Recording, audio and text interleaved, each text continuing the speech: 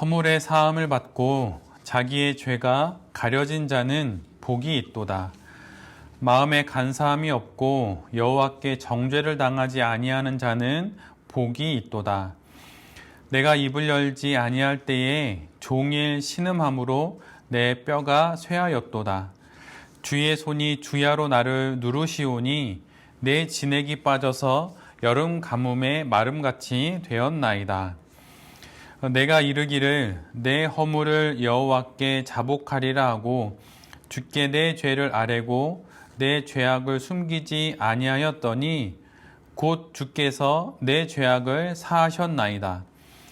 이로 말미암아 모든 경건한 자는 주를 만날 기회를 얻어서 주께 기도할지라. 진실로 홍수가 범람할지라도 그에게 미치지 못하리이다. 주는 나의 은신처이오니 환난에서 나를 보호하시고 구원의 노래로 나를 두르시리이다. 내가 내 갈 길을 가르쳐 보이고 너를 주목하여 훈계하리로다. 너희는 무지한 말이나 노새같이 되지 말지어다. 그것들은 재갈과 굴레로 단속하지 아니하면 너희에게 가까이 가지 아니하리로다. 악인에게는 많은 슬픔이 있으나 여호와를 신뢰하는 자에게는 인자하심이 두루리로다. 너희 의인들아 여호와를 기뻐하며 즐거워할지어다. 마음이 정직한 너희들아 다 즐거이 외칠지어다. 아멘. 오늘은 시편 32편의 말씀을 가지고 나를 회개케 하는 사업, 나를 회개케 하는 사업이라고 하는 제목으로 함께 하나님 말씀을 나누도록 하겠습니다. 오늘 본문은 1절부터 11절까지 쭉 읽다 보면 잘 우리가 이제 알 수 있게 되는 내용인데 회개에 관련된 시입니다. 그러나 좀 더 구체적으로는 회개가 우리에게 어떠한 유익이 있는지 회개의 유익함에 대해서 우리에게 교훈하는 그런 시입니다. 그리고 또한 내용을 쭉 읽어나가다 보면 회개의 과정들이 처음부터 끝까지 잘 기록되어 있어요. 그래서 하나님께 회개를 하는 사람이 종국에는 어떠한 상황으로 변해지는지를 그 과정을 설명함으로써 우리에게 전해주고 있습니다. 이런 오늘 본문의 첫 시작은 이런 말로 시작되어 복되도다. 우리말에서는 서술어로 표기되어서 1절과 2절에 반복해서 뒷부분에 이렇게 기록되지요. 복이 있도다. 복이 있도다. 오늘 시인이 복이 있는 이유는 무엇인가 좋은 것을 얻었기 때문이 아닙니다. 세상이 말하는 복, 그러면 돈을 벌거나 아니면 원했던 것이 이루어지거나 아니면 여러 일들이 형통한 것이 복이겠지요. 그런데 오늘 시인이 말하는 그 복은 그런 것이 아니에요. 그가 복이 있는 이유는 다름 아닌 하나님으로부터 용서를 받았기 때문입니다. 회개하였더니 주님께서 용서해 주셨기 때문에 그는 자신이 복이 있다고 말하고 있어요. 허물이 있었는데 허물의 사함을 받아서, 죄가 있었는데 죄가 가리워졌기 때문에 그는 자신이 복이 있다고 노래합니다. 이렇게 시작된 시편은 중간을 건너뛰어서 마지막 절 11절에도 회개에 따르는 죄 용서의 기쁨을 동일하게 2번 기록하고 있어요. 너희 의인들아 여호와를 기뻐하며 즐거워할지어다. 마음이 정직한 너희들아 다 즐거이 외칠지어다. 허물이 있던 자, 또 죄가 가리워진 자에서 이제는 의인이 되고 정직한 자가 된 이 정체성의 변화 속에서 시인은 죄 용서의 기쁨을 한껏 만끽합니다. 그래서 모든 용서받은 이들은 기뻐 즐거워해야 한다고, 그리고 즐거워 외쳐야 한다고 말하고 있는 것이죠. 이 기쁨과 복의 이유는 단 한 가지, 하나님의 용서를 받았기 때문입니다. 하나님과의 관계가 어그러지면 인간의 영욕이 얼마나 피폐해지는지 시인은 경험했었어요. 그 관계의 단절이 자신의 죄 때문임을 시인은 압니다.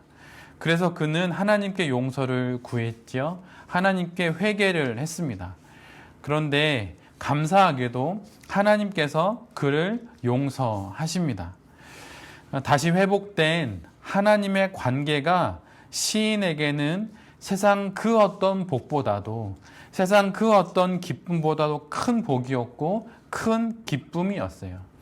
이 복과 기쁨이 바로 회개로부터 시작되었다고, 그래서 시인은 자신이 이제 복받은 사람이라고 그렇게 말하고 있는 것이죠. 사업을 하다 보면 여러 어려움을 겪습니다. 그 어려움이 풀려 기쁨이 되기도 하지요. 금전적으로, 재정적으로 어려웠는데 어떻게 이렇게 지원금을 받거나 아니면 재정적으로 문제가 풀리면 얼마나 기쁘겠어요. 저도 뭐 카드값이 막막한데 갑자기 카드값을 메울 수 있는 돈이 들어오면 정말 기쁘더라고요. 얼마나 기쁜 일일까요? 그런데 오늘 시인은 우리에게 이렇게 이야기하는 거예요. 가장 큰 복은, 정말 가장 큰 기쁨은 하나님과의 끊어졌던 관계가 다시 회복되는 것이라고 시인은 말합니다. 하나님과 끊어지지 않은 관계를 유지하게 되는 것, 그것이 복이라고 말하고 있어요. 예기라고 하는 책이 있어요. 중국 고대 유가의 경전 중에 하나라고 말할 수 있는데, 예기에 나오는 말 중에 이런 한자가 있습니다. 8글자인데요.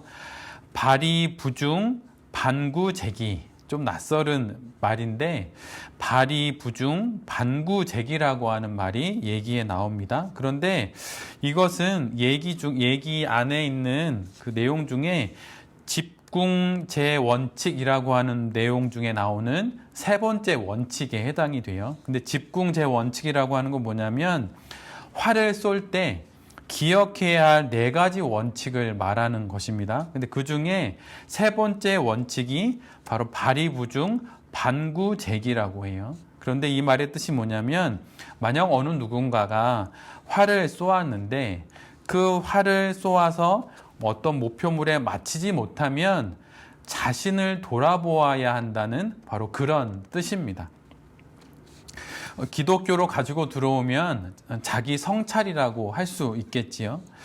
아무리 사업적인 성취와 성공이 있다 하더라도, 또 세운 계획마다 정확히 관역에 명중하더라도, 내가 쏜 사업의 화살이 하나님과의 관계의 관역은 잘 명중시키고 있는지 늘 언제나 확인해 봐야 하는 거예요. 사업의 화살을 쏴서 내가 세운 모든 계획들이 다 성취되고 일이 잘 풀려나간다고 내가 지금 잘 사업을 잘하고 있는 것이 결코 아닙니다. 내가 마땅히 나의 사업의 화살로 명중시켜야 하는 하나님과의 관계의 관역을 명중시키지 못하고 있다면, 여기서 앞에서 말했던 예기의 그 말처럼 화살을 쏘아 맞추지 못한 자기 자신의 이 신앙을 스스로 돌아볼 필요가 있다고 하는 것이죠. 그래서 사업은 우리를 회개케 합니다. 목회 역시 마찬가지이죠. 목회를 하며 정말 많이 회개하게 돼요. 특별히 작은 교회를 개척하면 나의 부족함과 나의 욕심, 나의 믿음 없음과 나의 허물로 인해서 하나님께 회개하지 않을 수가 없어요. 단순히 잘못했습니다, 하나님 용서해 주세요, 이런 식의 기도가 아니라, 내가 정말 하나님 없이는 목회를 할 수 없는 그런 사람이구나, 이렇게 내 자신이 정말 교회를 개척하기에 정말 형편없는 사람이구나라고 하는 것을 정말 이 과정 속에서 생생하게 경험하게 됩니다. 사업 역시 마찬가지이죠. 사업자를 내고 사업의 길을 열어가며 돈 문제 또는 관계의 문제, 또 미래에 대한 불안과 여러 난관과 어려움들 속에서 결국 하나님 없이는 사업할 수 없는 사람이라는 것을 우리가 알아가게 됩니다. 그러면서 하나님과의 관계를 생각하게 되고 다시 하나님께 나아가게 되는 것이죠. 이것이 사업이 나를 회개케 하는 것입니다. 이것이 작은 교회를 개척하며 회개케 되는 것이죠. 사업은 우리의 생존의 수단이기도 합니다. 그러나 사업은 더 큰 의미가 있어요. 사업은 우리 신앙의 수련의 도구예요. 그중 가장 큰 수련의 도구 중 하나는 바로 나를 회개케 하는 것이죠. 회개, 즉 뉘우쳐서 고치게 하는 일들이 사업을 하는 우리의 이 사업의 현장에서 벌어지게 되는 것입니다. 하나님과의 관계를 되돌아보고 내 자신을 고치기에 가장 좋은 것으로 하나님께서 우리에게 주신 것이 바로 사업을 하는 거예요. 저에게는 목회라는 것이 그렇게 주어진 것이죠. 우스갯소리로 아내와 이런저런 이야기를 하면서 만약 내가 목회를 하지 않았다면 아마도 나는 신앙을 버릴 만한 사람이다라는 얘기를 아내에게 해요. 그리고 우스갯소리로 당신을 만나지 못했으면 서울역의 노숙자가 됐을 거다, 뭐 이런 얘기도 가끔 하기도 합니다. 왜냐하면 제 자신을 제가 정말 많이 잘 알기 때문이죠. 얼마나 형편없고 얼마나 세상 유혹에 쉽게 넘어가는 사람인지 잘 아니까 하나님께서 저를 목회자라는 끈으로 묶어주신 거예요. 아마 성도였으면 애진작에 하나님을 떠났을 것입니다. 그런데 목회자니까 하나님이 더 꽁꽁 묶으셔서 당신께 묶어 놓으신 거죠. 저에게 목회가 그러하듯이 우리 베레벤 모든 또 대표님들에게는 사업이 그런 거죠. 사업하지 않았다면 애진작에 하나님을 떠났다 싶으니까 우리에게 사업으로 하나님께 꽁꽁 묶어 주신 것입니다. 자신의 죄로 인해 하나님과의 관계가 끊어진 자신의 삶을 시인은 신이신 하나님의 손에 의해서 눌려진 것과 같다고 이렇게 표현을 해요. 이렇게 하나님께서 나를 꼭 누르시는 것과 같다, 이렇게 말을 합니다. 회개가 없는 삶을 시인은 이렇게 표현한 것이죠. 그리고 그것도 잠깐 누르신 게 아니라 웬 종일 주야로 누르셔서 신음하고 모든 기운이 빠져나가는 것과 같다고 시인은 말하고 있어요. 이 상황 속에서 시인이 선택하는 것은 답답하다고 하나님의 손을 뿌리치고 세상으로 뛰쳐나가거나 하나님을 원망하는 것이 아니라 하나님께 자복하는 거였어요. 자신의 죄를 아뢰고 죄악을 숨기지 아니하고 모두 주님께 말하는 것이었죠. 여러분이 잘 알다시피 저희 가족은 모두 다 코로나에 확진이 됐고 이제 한 달여가 좀 지났습니다. 그런데 그 지내는 과정에서 아이들이 이제 저녁에 쓰는 일기들을 이제 우연찮게 보게 되었는데, 막내 아들인 이제 초등학교 4학년이 되는 아들이 썼던 일기 중에 이런 대목이 있었어요. 코로나 걸리지 않게 해달라고 정말 2년 내내 기도했는데 코로나 확진이 되었죠. 그러니까 얼마나 화가 나겠어요, 아이가. 그러니까 그 아이가 이렇게 적었더라고요. 하나님, 제가 하나님께 2년 넘게 코로나 걸리지 않게 해달라고 했는데 왜 걸리게 하셨나요? 그렇게 하더니 쭉 적어놔다가 맨 마지막에 이렇게 적었어요. 그래도 하나님을 원망하지는 않겠습니다. 이렇게 이제 아이가 딱 적었더라고요. 웬 종일 또 주야로 하나님이 우리를 꽉 누르시면 얼마나 하나님이 원망스럽겠습니까? 그런데 아이의 마음속에 원망하지 않겠습니다, 이런 마음을 곧 10살 아이가 갖는 것처럼 우리도 그런 마음을 가질 수 있었으면 정말 좋겠어요. 살다 보면 아쉬운 게 있고 아픈 게 있고 또 원망스러운 게 누구나 있죠. 기도의 응답이 안 되고 거꾸로 올 때도 있고. 근데 그럴 때 우리 모두가 해야 하는 건 그 상황을 통해서 하나님께로 돌아가는 거예요. 그것이 바로 회개이죠. 그래서 오늘 시인은 5절에 이렇게 이야기를 합니다. 자신이 많은 어려움과 아픔 속에서 하나님께 회개했더니 자신에게 벌어진 일을 5절에 이렇게 고백하는 거예요. 곧 주께서 내 죄악을 사하셨나이다. 주님은 우리의 회개에 대한 당신의 응답을 늦추시지 않아요. 곧 즉시 용서하십니다. 즉시 용서하시는 하나님께 우리 역시 즉시 곧 우리의 허물과 죄를 고백해야 하는 것이죠. 아프면 병을 키우기 전에 병원을 가듯이 그렇게 즉시 곧 회개하고 하나님께로 돌아가야 합니다. 그럴 때 주님께서 우리를 용서하시고 새롭게 삶을 살아갈 용기를 주시는 것이죠. 늦출 필요가 없습니다. 기다릴 필요가 없어요.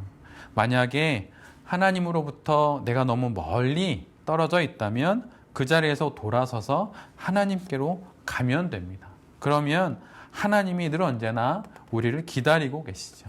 그것이 바로 탕자의 비유이죠. 그렇게 아버지가 아들을 기다리듯 딸을 기다리듯 우리를 기다리고 계신 것입니다. 이후 시인은 모든 경건한 자들에게도 하나님의 이 신속한 용서의 소식을 전하고 있어요. 어서 기회를 붙잡아 하나님께 회개의 기도를 드리라고, 그러면 땅을 덮치는 홍수가 범람하더라도 구원하실 것이라고 시인은 알려줍니다. 그가 경험한 회개의 경험이 바로 이런 것이었기 때문이에요. 하나님과의 관계가 끊긴 이들에게는 죄가 파도처럼 덮쳐옵니다.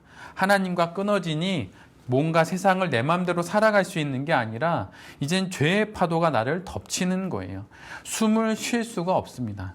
그런데 회개한 이들은 하나님이 은신처가 되어주셔서 하나님의 보호를 받고 구원의 노래로 회개한 이를 하나님께서 둘러주시고 있다고 시인은 말하고 있어요. 우리가 잘 알고 있는 하나님의 말씀이 있죠. 의인은 없나니 하나도 없다. 이 말씀처럼 우리 중 하나님 보시기에 온전하게 완전하게 사업을 할 수 있는 사람은 아무도 없습니다. 목회를 하는 사람 중 그 누구도 완전하고도 온전하게 목회를 할 수 있는 사람은 없어요.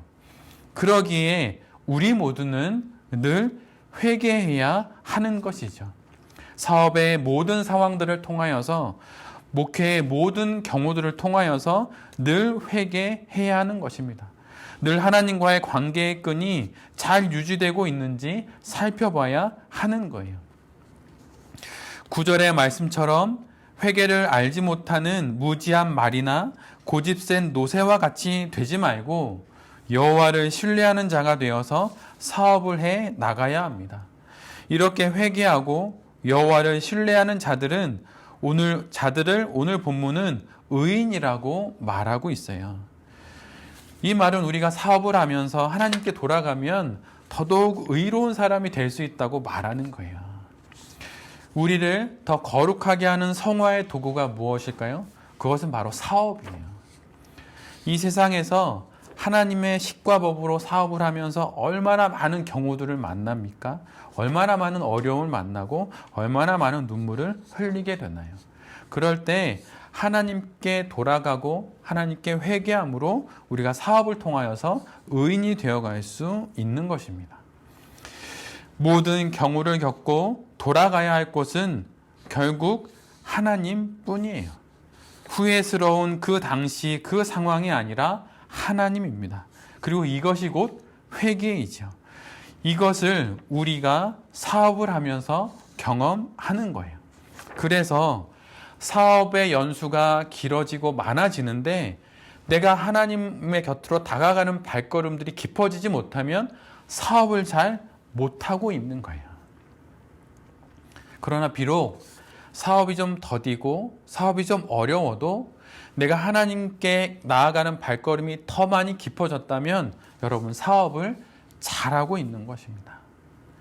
목회하는 제가 목회를 하면서 소위 세상이 말하는 교회의 부흥이 돼서 수백 명, 수천 명 교회가 인원수가 늘어난다 하더라도 내가 하나님께 나아가는 걸음이 더 가까워지지 못하면 그 목회는 실패한 거예요.